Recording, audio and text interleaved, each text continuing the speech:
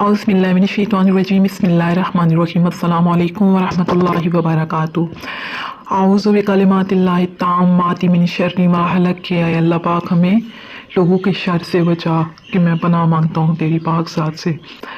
जैसे कि आपको मालूम है कि आजकल ऐसी जादू तावीज़ वगैरह के असरात जो है वो बहुत ज़्यादा हो गए हैं। मतलब लोगों ने करना एक दूसरे पे शुरू कर दिया। हसद और बदनज़री की वजह से इंसानों को बहुत ज़्यादा तकलीफ़ें और मसाइब का सामना करना पड़ रहा है। तो आज हम आपको बताएंगे कि जिसने जादू किया उसी पर पलट जाएगा, ऐसा एक वजीफ़ा।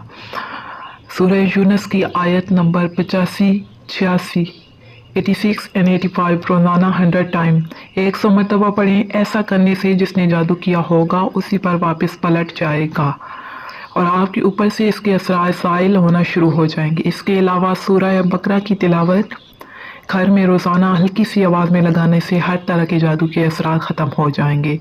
आयत कौन सी है कि फ़क़ालू अलल्लाहि तवक्कलना रब्बना ला तजअलना फितनतल लिल कौमिज़ ज़ालिमीन वनज्जिना बिरहमतिका मिनल काफ़िरीन।